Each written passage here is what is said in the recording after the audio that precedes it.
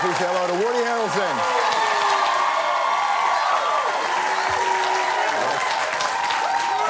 How you doing, man? Good.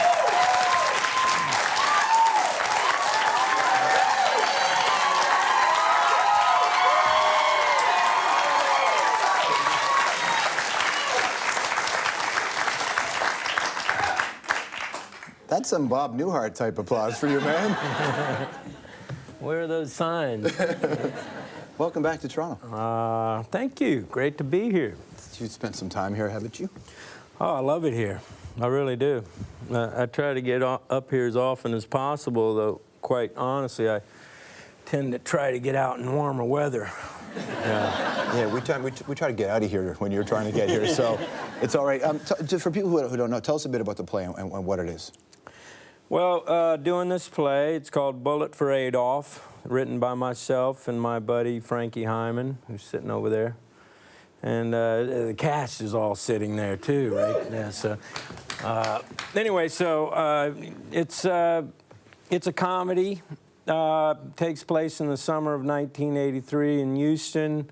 All these people come together and meet each other from diverse backgrounds. And at some point, there's an ancient gun that goes missing. Not ancient, but from World War II, as you might imagine. It was a gun that was intended, that was Hitler's gun, but then it was also used to try to kill him and jammed. And so they try to figure out who took the gun. And, you know, it's really about trying to make you laugh, is what the play. Well, listen, Mel Brooks, more recently Tarantino, and now you. People who are trying to make some comedy at least around something like that. Because for a long time, people didn't know how to approach subject matter like that. Yeah, well, it's not particularly about Adolf. That's a bit of a tangential. I got to say, it's using the title more for people to remember it. It doesn't have much to do with Adolf Hitler.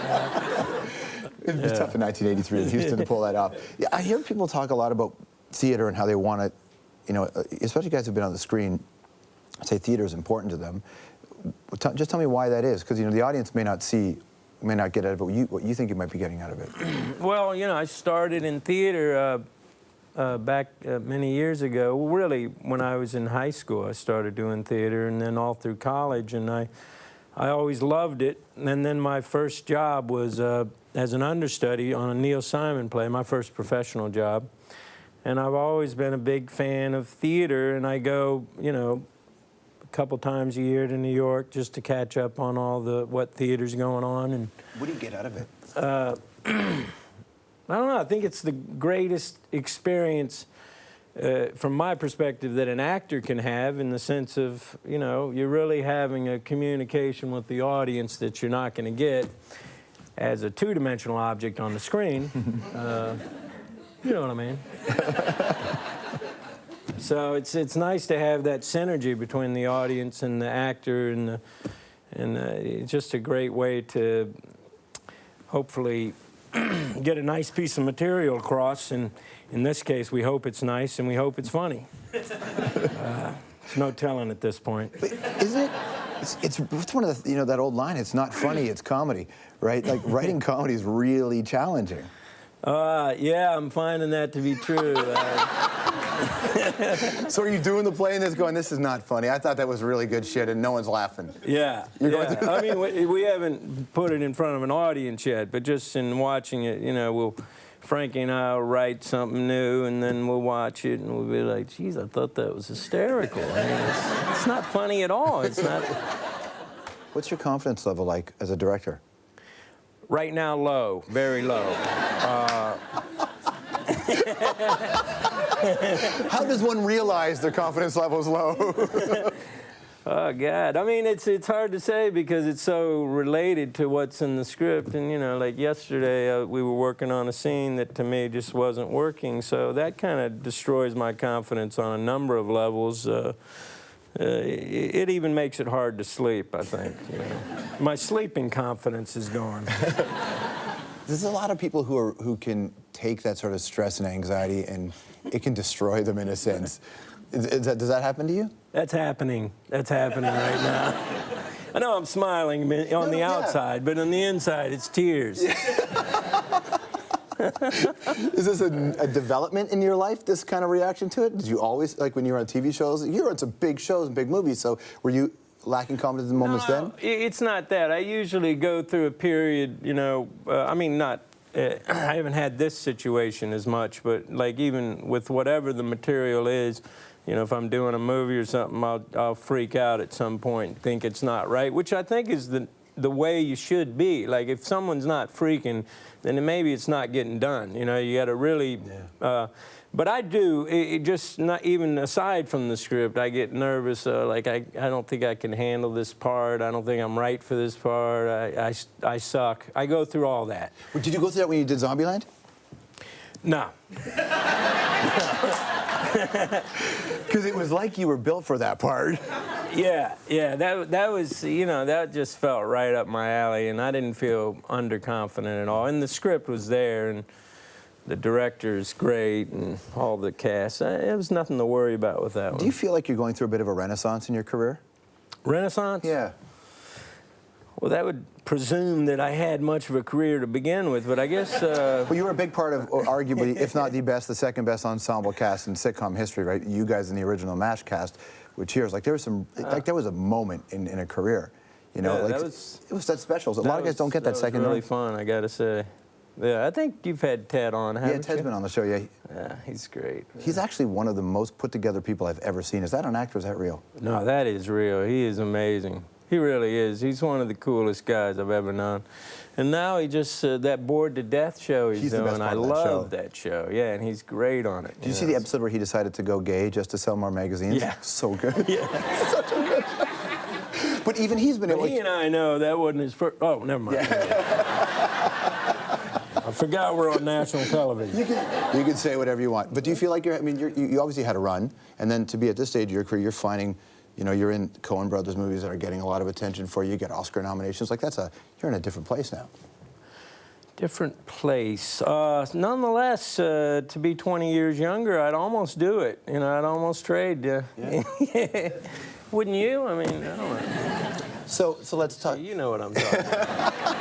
Okay, so. Does aging, does it weigh on you? No, it's, yes, it does. A little bit. I mean, you know, it's really not so much me. I feel great. I feel like I can do athletics just the way I used to. Well, not quite, maybe, but, you know, but what is a problem is everybody says to you all the time, you know, like if you have a little pain in your hip, yeah, you're getting old, yeah.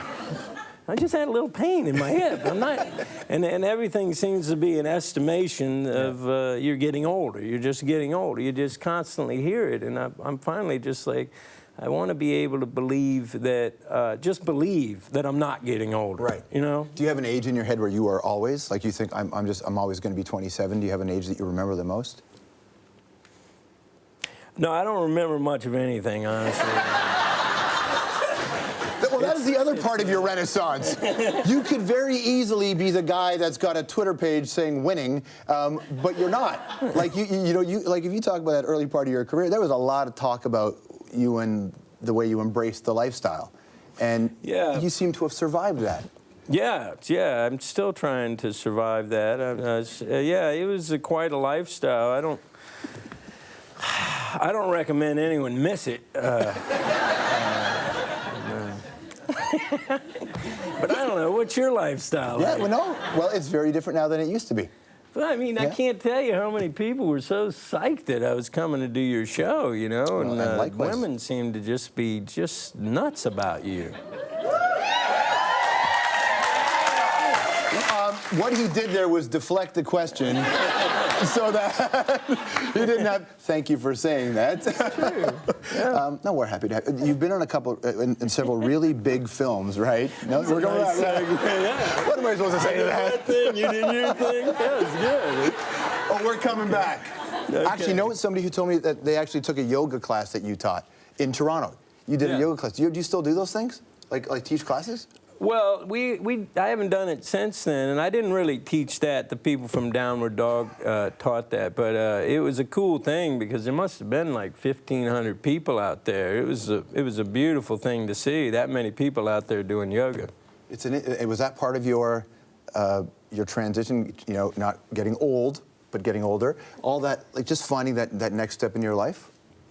Well, I mean, I think it is probably the most important step toward a spiritual life, yoga. I mean, it's imperative, and every great spiritual teacher that I've read of or heard about has recommended it, you know. There's some, of course, that I haven't talked to. Stick around. We're going to talk to Woody about Elvis, karma, and what would he do if he was the president for one day. Anthropology with Woody Harrelson when we come back.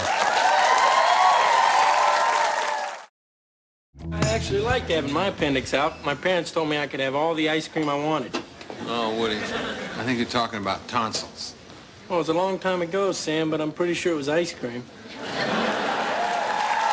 After back here with Woody Harrelson, we're talking about Ted Danson there. I'm curious, a lot of musicians have very different relationships with big hit songs from decades ago. What's your relationship like with that character and that part of your life? Woody Boyd? Yeah. It was a great time. I love playing the innocent. I feel like it's a part, it'll always be near and dear to me, and it really did, you know, it started my career, so it was really cool. I thought it would probably be the sum total of my career, but luckily after 6 years I finally got to do a movie and try some other stuff. What's the 6 years like when you start to think that it's the sum total of your career? Just as a person, what's that like? Well, difficult because you feel like you could do a lot of other things. I didn't feel like as much as I loved the part, I didn't feel like that was the only part I could play. And and that does happen to a lot of actors, a lot of decent actors who, you know, they don't get a chance to play other parts just because they get so well known for one thing. Sure. I'm curious about your mother. I mean, we've heard about your father, but your mother was a strict Presbyterian upbringing, right? Yeah, pretty strict. Yeah. Did you learn any lessons from that stay with you? Yeah, I mean, I learned you got to get to church on time. No cursing. No, I think the main thing that I've learned is, you know, I like the whole concept of love in the you know, Christian tradition, but there's a big tradition of guilt as well. So getting out from under the feelings of guilt has been a big, you know, journey. Can you ever get out? No. It does stay, doesn't it? It's minimized. It's a distant kind of white noise. You have the same birthday as your father. In some cultures, that's meaningful. Is it meaningful to you?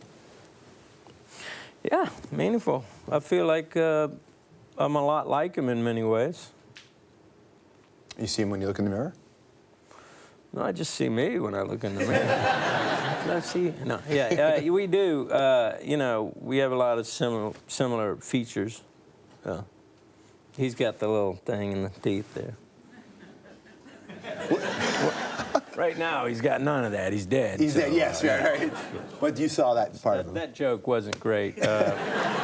Those death jokes don't go over. There's like 4 guys watching now who've had a few tonight, and they went, "That's pretty cool." They like that joke. They like that joke as well. You said you're similar to him. How are you most like him? You know, he had a good sense of humor, and not to say that I do, but actually that's really been tested lately. But I would say, you know, he liked to laugh. I like to laugh, and kind of talk alike. Is it Oliver Stone who said you had a danger in your eyes? That's why he wanted to cast you? Is that true? Do you feel that you have that in your eyes? Oh, I got it in there for sure. How do you feel about that? You know, I just roll with it.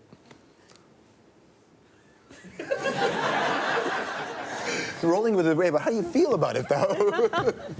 I like how you pressed it. You didn't just let it go. Oh, I'm genuinely curious about it. Well, you got a curiosity in your eyes. Sure. I mean, you know, I think we all kind of carry certain aspects of our parents with us, most obviously in the DNA, but, you know, it's, I suppose I do have some kind of thing that's really connected to my father that way. But I like to think I'm a pretty peaceful guy. How do you get to be the Did it sustain? get heavy? Yeah, but I like heavy, man. like Laughing, heavy. All we right, laughed a let's little go bit. heavy then, Anxiety, heavy. Tell me about how did you get sustainable? You became the idea of the ecological version of your life. Was that always in your childhood, or did you find that later? I read in the newspaper one time, I think it was the LA Times, that 6 million acres of Montana was being kind of auctioned off, essentially, to the various industries by the government, And so, I got kind of into that fight to try to stop that, the various extractive industries from having their way. And then I just realized that, of course, everything about the industries that are going on in America and Canada they're just simply not sustainable. And so I started thinking about what is sustainable, and what can you use. All right. Are you ready for this? Rapid fire anthropology question. Do you have to see? I never do anything rapid fire, but I'll give you a slow response. All right. However you like. How has Elvis Presley impacted your acting career?